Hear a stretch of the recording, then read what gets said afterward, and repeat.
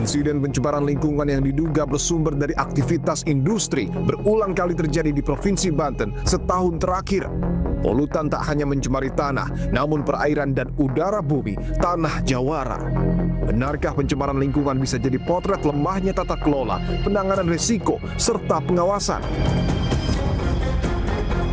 Pada Oktober 2025 silam, tim Dipo Investigasi menelusuri jejak radiasi radioaktif jenis cesium-137 di kawasan industri modern Cikande, Kabupaten Serang, Provinsi Banten. Partikel zat radioaktif tak hanya ditemukan pada tanah dan debu di area industri, namun turut mencemari permukiman warga. Dampak dari kejadian ini, pemerintah menetapkan status kejadian khusus cemaran radiasi cesium-137 di kawasan tersebut. Lebih dari 900 ton material terkontaminasi diangkat dari sejumlah titik. Sejumlah warga sempat direlokasi. Mereka juga menjalani pemeriksaan medis guna menekan resiko paparan lanjutan serta potensi gangguan kesehatan jangka panjang. Tak hanya di daratan, langit Banten pada akhir Januari lalu juga dicemari kepulan asap berwarna oranye dan berbau tajam. Pencemaran udara diduga berasal dari area penyimpanan bahan kimia PT Vopak Terminal Merak. Insiden ini menyebabkan sejumlah warga mengalami sesak napas hingga sakit kepala. Merespon kejadian ini, pemerintah daerah memasang alat pemantau kualitas udara di sekitar lokasi. Sementara itu, dugaan kelalaian pihak perusahaan hingga kini masih dalam proses kajian teknis dan evaluasi. Sepekan berselang, pencemaran lingkungan merambah ke Sungai Cisadane imbas kebakaran gudang pestisida milik PT Biotek Saranatama di kawasan pergudangan Taman Tekno, Kota Tangerang Selatan, Provinsi Banten. Api yang berkobar sejak subuh tak hanya meluluh lantakan bangunan gudang, tapi juga menyisakan air pemadaman yang bercampur residu kimia berbahaya dari pestisida. Cairan beracun itu masuk ke saluran drainase yang mengalir ke Kali Jaletreng dan bermuara ke Sungai Cisadane. Alarm perairan Cisadane menyala, ratusan ikan ditemukan mati mengapung di permukaan Kali Jaletreng hingga Sungai Cisadane. Warga diimbau agar menghindari kontak langsung dengan air sungai serta tidak mengkonsumsi ikan dari Sungai Cisadane. Ini akan menjadi pembelajaran untuk kita semua. Kasus-kasus yang akan muncul akan menjadi evaluasi kita semua, baik dari Kementerian Lingkungan Hidup maupun dari pemerintah kota, pemerintah kabupaten, gubernur, dan kepolisian untuk melakukan pengetatan kembali terkait dengan persetujuan lingkungan yang telah kita berikan kepadanya. Undang-Undang Nomor 32 Tahun 2009 tentang Perlindungan dan Pengelolaan Lingkungan Hidup telah mengatur sanksi tegas bagi pihak yang lalai dan mengakibatkan pencemaran lingkungan. Ada pasal 99, kelalaian yang menyebabkan pencemaran atau kerusakan lingkungan hidup terancam pidana maksimal 3 tahun penjara dan denda maksimal 3 miliar rupiah.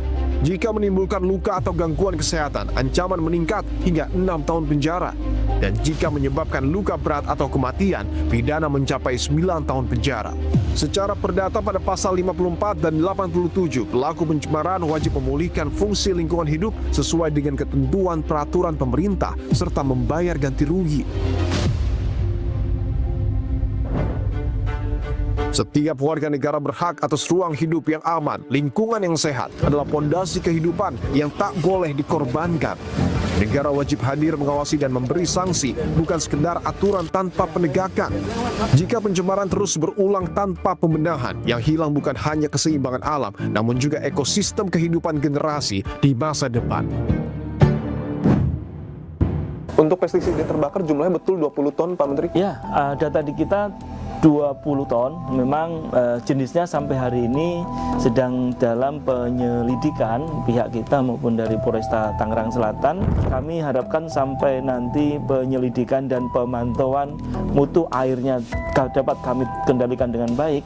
Kita sangat sarankan untuk masyarakat tidak mengkonsumsi dulu ikan di sepanjang Sungai Cisadane. Saya ingin tanyakan soal siapa yang kemudian harus bertanggung jawab terkait dengan peristiwa ini, Pak Menteri. Karena sebelumnya juga Pak Menteri menyebutkan bahwa akan melayangkan gugatan perdata ke PT Biotek Saranatama sebagai pengelola dari gudang penyimpanan bahan kimia pestisida.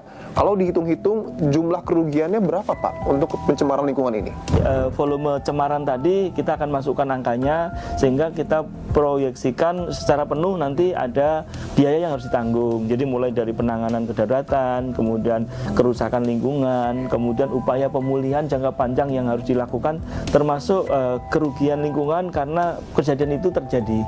Sehingga sehingga sedang dihitung dengan detail. Kemudian siapa yang harus bertanggung jawab, maka berdasarkan pasal 87 dan pasal 90 Undang-Undang Nomor 32 Tahun 2009 tentang perlindungan dan pengelolaan lingkungan hidup, maka setiap pencemar itu wajib membayar. Maka berdasarkan pasal tersebut, maka tenan itulah yang kemudian harus bertanggung jawab. Tadi PT Biotek Sarana Tama. Biotek Sarana Tama. Tadi di awal sudah saya sebutkan bahwa tidak memiliki SOP kedaruratan, Betul. kemudian tidak tersedianya IPAL komunal ataupun IPAL apapun yang kemudian diproyeksikan pada saat terjadi kedaruratan mestinya harus ada. Jadi langkah-langkah antisipasi itu mestinya harus ada. Biotek Sarana Tama itu tidak boleh dia ini Pak saya hanya korban begal, enggak, kamu nggak menyiapkan sarana, kamu nggak melakukan pelatihan secara temporaris, secara periodik. Nah kalau kata-kata itu tidak dilakukan, maka dia boleh dikategorikan sebagai sengaja melakukan pencemaran karena dia tidak mau menyiapkan antisipasinya. Kemudian bagaimana tindak pidananya? Secara teknis kami sudah melakukan koordinasi dengan Korwas, Koordinator Pengawas Penyidik Pegawai Negeri Sipil di dalam perlindungan lingkungan hidup, yaitu Polri. Jadi untuk penanganan tuntutan pidananya ini akan ditangani oleh Polresta Tangerang Selatan. Namun kita kawal. Saya izin tanyakan satu hal yang juga cukup menggaung ketika pencemaran lingkungan ini terjadi, Pak. Betul bahwa pertama kali pencemaran lingkungan bermula dari kebakaran gudang penyimpanan bahan kimia pestisida milik PT Biotek Sarana Tama yang berada di Taman Tekno BSD Serpong. Tetapi ada sejumlah pihak yang juga kemudian menilai pencemaran lingkungan ini terjadi menggambarkan kelalaian dari Kementerian Lingkungan Hidup, Pak, untuk kemudian mengawasi agar pencemaran ini tidak terjadi. Tanggapan Anda, Pak Menteri? Terima kasih. Jadi pengawasan lingkungan hidup ini dilakukan secara berjenjang. Kewenangannya ada kongruen ya antara pemerintah kabupaten, pemerintah kota, pemerintah provinsi dan pusat. Jadi ada segmen-segmen yang diawasi secara berjenjang. Nah, untuk kawasan industri ini kewenangan pemberian persetujuan lingkungannya ada di provinsi. Jadi setiap pejabat pemberi izin itu dimintakan untuk mengawasi. Jadi memang ada pasal yang bisa dikenakan kepada kita semua, kepada saya, kepada Pak Bupati, Wali Kota maupun Pak Gubernur. Ada jeda waktu cukup lama, tidak adanya saling kontrol antara pemerintah pusat dan daerah, sehingga terjadilah gap pengawasan yang cukup serius hari ini. Sampai hari ini unit kontrol yang ada di unit usaha ini kita hanya memiliki tenaga kontrol pengawas lingkungan hanya 3.000, itu mulai dari kabupaten kota sampai di LH di Jakarta. Sementara unit usaha yang ada di nasional kita berdasarkan database perusahaan lingkungan kita mencapai 5,5 juta unit usaha. 5,5 juta? Iya. Dan pengawasnya 3.000? Iya, 3.000. Dan itu juga diperparah, sistem kontrolnya belum terbangun, sehingga inilah yang menjadi gap cukup serius.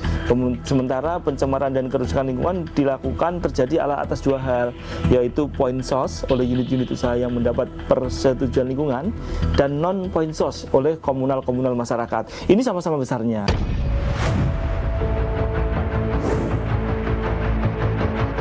Apabila tadi seperti ikan itu dikonsumsi oleh masyarakat secara langsung, maka itu juga bisa berdampak terhadap kesehatan. Artinya ketika sungai tercemar, betul bahwa dapat menimbulkan gangguan kesehatan kronis bagi manusia? Ya, betul.